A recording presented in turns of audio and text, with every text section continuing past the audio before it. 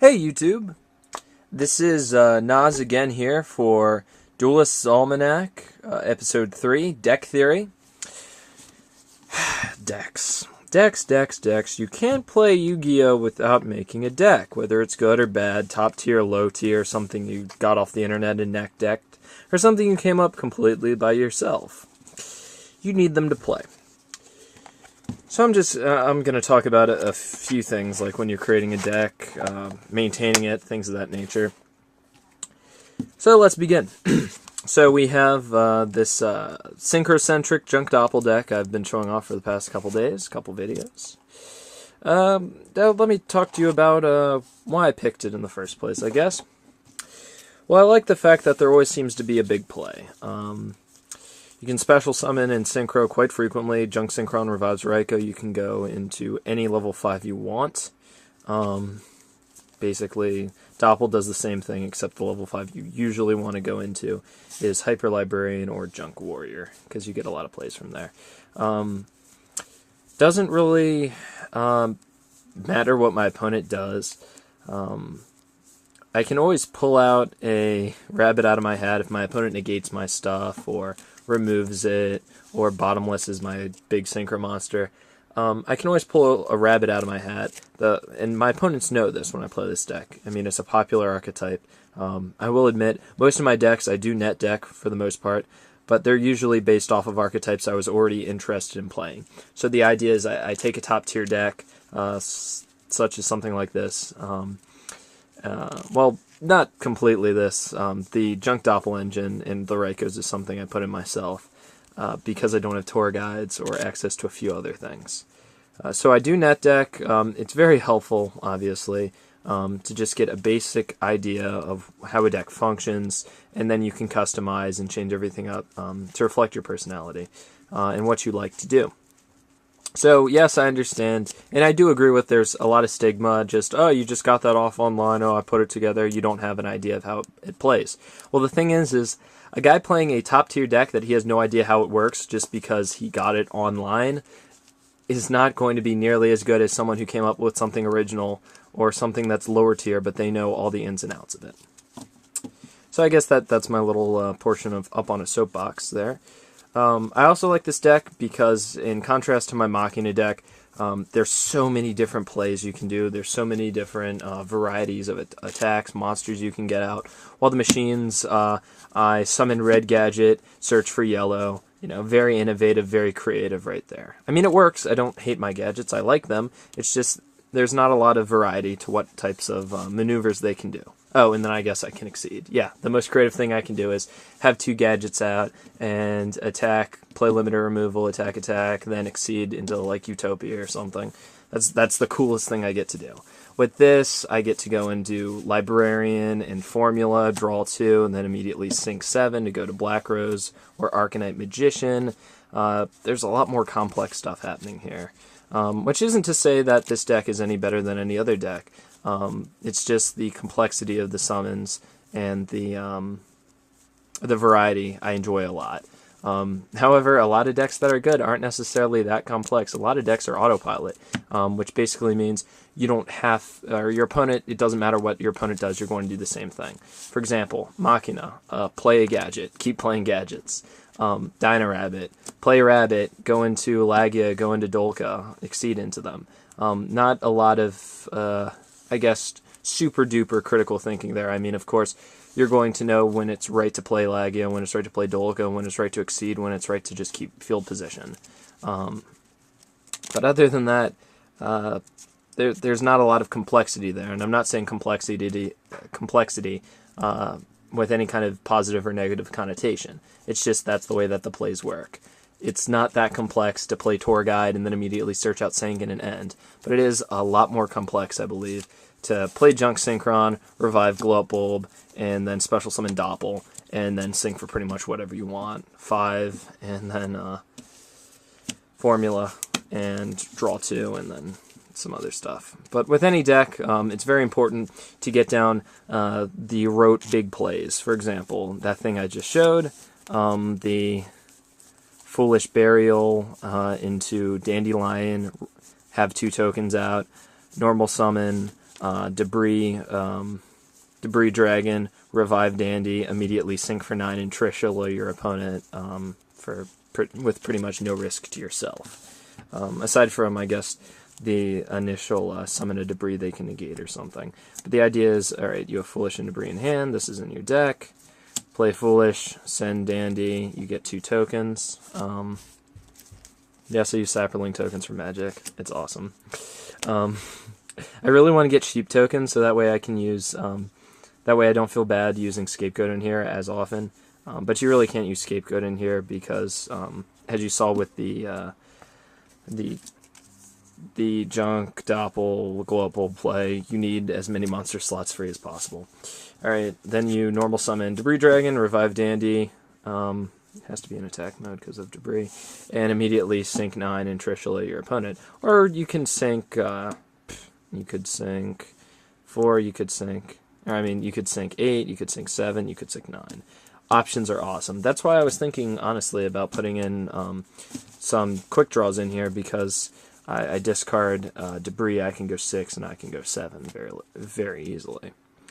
So, with any deck, and it doesn't matter how much money you spend on your deck and how top tier the deck is, or how autopilot, or how reliant it is on your opponent, you have to know a lot of your plays. You have to have them committed to memory, so that way you can modify them and treat them like a go-to play. For example, people already know this when it comes to just normal cards.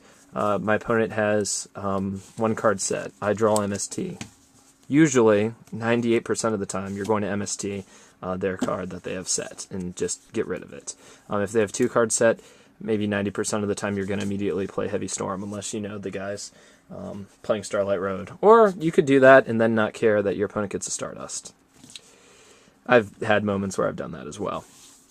So, the idea of all these plays comes from not just one card, but many combinations of cards. You know, drawing a hand, using the right play. I'm going to shuffle real quickly and then draw a sample hand and show you some of the types of things I can do. Just very, very quickly. In addition, I also find that it helps to find a deck that, I guess, reflects your personality. The Machina deck, it's all about, well, with the Machina Fortresses and a few of the Synchro shenanigans I can pull, it's about a lot of big guns, and it's kind of a philosophy of total warfare, if I could wax philosophical for just a moment. You play your gadget, you get a gadget, discard it, everything is recycled, everything works to the single purpose of crushing your opponents. I like that philosophy, in my opinion. But then you look at, I guess, a Destiny Hero or Absolute Zero build. It's all about using Sutterfudge, putting the right things in the graveyard, and then removing them at the right time for, you know, Absolute Zero, who just nukes the field if he leaves the field. It's great. Then if you're kind of a sick guy, you're going to play Dark World, I guess. All those dragons and horrible things. I mean, the art's really good on them, but they're not pretty people. But then again, my decks used to be just zombies and aliens a few months ago, so what do I know about pretty people? And then zombies, you know, it's all recycling, it's all reviving. It doesn't really matter what monster gets sent to the graveyard necessarily, because he'll come back. They always come back. I mean, they're zombies, right? So just find a deck that you like personally. Suggestion for this, since there isn't a lot of good Yu-Gi-Oh! Forums, or at least the ones that I have found, the Yu-Gi-Oh! Section on Reddit, never updates. Something Awful doesn't have one. I don't go on 4chan for obvious reasons. And 420chan doesn't have anything. However, Pojo.biz, and then you click on the Yu-Gi-Oh! Link, is great. The Konami website itself is great at listing decks that win YCSs and things. So I'm going to draw 5, and then I'll draw my 1. Oh, this is wonderful, actually. This is a great hand. Just from 2 cards. And then this is my 6th. Alright. So we got 2 bombs. We got Heavy Storm, Dark Hole. We got some awesome stuff here. Lone Fire and Foolish. I can basically now go into anything I want. Chunk, Synchron, and Trap Dashit. So, the standard play off of this, well, first off, you set the Dashit immediately, because you want to hit your opponent first turn, and given the speed of this deck, you want to completely like knock out the type of stuff that they can do. Knock out their big plays because you're so fast you can just completely destroy them. So here's the idea. Alright, so you play Foolish Burial, search out Dandelion, and here's the thing, if they hit Dandy, if they ban Dandy, which there's rumors that they may, I actually don't have a problem with it. I mean, it'll suck in the sense that I won't be able to do this as easily, this play I'm about to show you. But there's other tech I can put in, things of that nature, but I don't think they're going to hit Dandy. If anything, I don't even think they're going to hit Tour Guide. They might just mess around with spells and traps a little bit, and they might take out Mind Master. I don't know, but we'll see. I mean, we have till, I think, March. Alright, so you play Foolish Burial, you send your Dandy, you get your 2 tokens. Normal Summon Lonefire, Tribute Lonefire, get your Spore.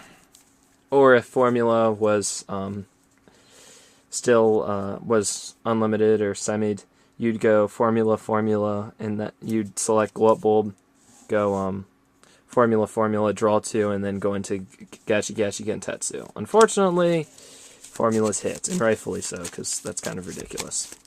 So you special summon it in defense mode, shuffle the deck, cut. Okay, go into Formula. Well, actually, sorry, you don't use Glow Up Bulb, you use Spore. See, I was talking about this, something I wanted to do, but fortunately we don't always get what we want. But anyways, so you go into Spore, immediately go into Formula. So let me do this again. Alright. Go into Formula, weep, and you can leave it just like this. Oh, great, 1 for 1. Alright. Or, oh, and then you remove Lonefire Blossom. So now Spore is at level 4. Now you can go to any 5 you want. I'd go into Catastrophe right here, unless I knew my opponent was playing something specifically that uses a lot of darks. Or I'd go into Librarian, possibly. First turn, it's probably safer to go into Catastrophe. See, if you could go into Librarian first and then go into Formula, that'd be awesome because you could just draw 2. So you go into Librarian. Now, boom, you have 7 levels on the field. There's not much the opponent can do. If you wanted to do some even crazier things, you could play the 1 for 1 immediately. But so we're left with 4 cards in hand and a nice field. So that's just a sample play. I'm going to redo that real quickly, I guess. Well, it's almost 13 minutes. So the main takeaways from this episode is find a deck you like, just the philosophy of it. Find a deck you can afford, obviously. I've managed to piece this together over the years, but this is one of the hobbies I do right now, so I don't mind spending. So find a deck you like, find a deck that works for you, find a deck you can buy or put the pieces together for, and play with it a lot, learn a lot of the key plays, and then modify those plays. And what's also more important is play your deck against a lot of decks. It'll help you learn new plays and ways to deal with other people. Not necessarily in a bad way, but learn to deal with other strategies and opponents, because even though that was very nice, I just made that big play there. The game isn't solitaire. I'm not making these plays by myself. I have an opponent who's going to attempt to do whatever he can to stop me. So that's it for this episode of Duelist Almanac. This is the 3rd episode. And I'll be updating tomorrow, of course. Something about card theory and evaluation, going into specifically like what cards you want to go into or look at, and evaluating them. Pretty simple, right? So thanks for watching, and I'll see you guys tomorrow. Peace.